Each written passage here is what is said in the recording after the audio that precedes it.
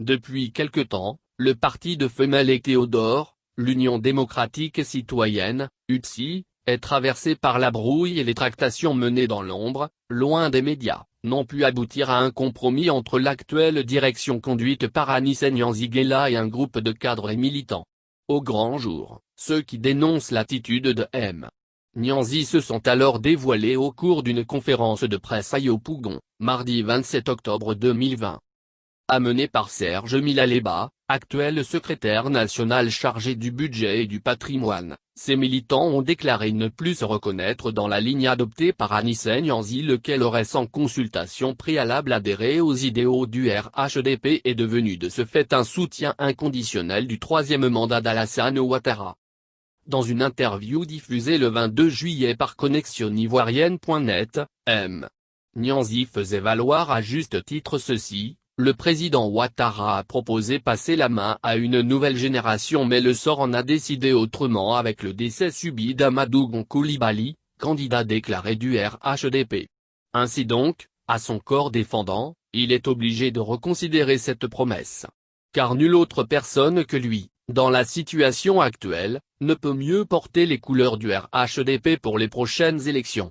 Il avait ajouté que l'UDSI, son parti, serait partie prenante de cette troisième candidature du président sortant.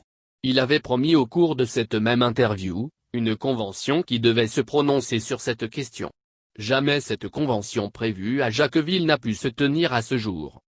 Pour Serge Aleba et ses camarades, un tel positionnement est aux antipodes de la ligne tracée par le président fondateur Mel Théodore, qui aurait choisi de se ranger, dans les circonstances actuelles, du côté des défenseurs de la Constitution, du côté des citoyens combrimes. Les militants ont retiré leur confiance en leur président Anissé Nyanzi. Ils ne le reconnaissent plus comme président.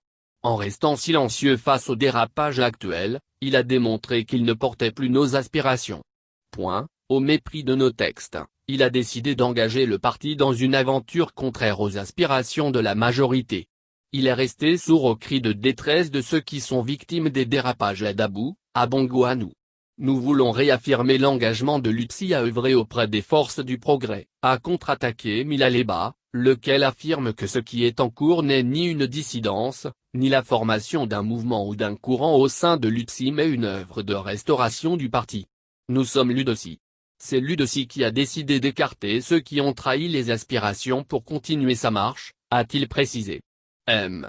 Aleba, qui avait à ses côtés Éric Zadi, secrétaire national à la promotion des cadres, donne rendez-vous à tous les militants dans les jours à venir afin de booster ce combat et inscrire l'UDSI dans la ligne politique qu'elle n'aurait jamais dû abandonner. Celle de la dignité, de la lutte pour l'instauration d'une vraie démocratie, selon lui.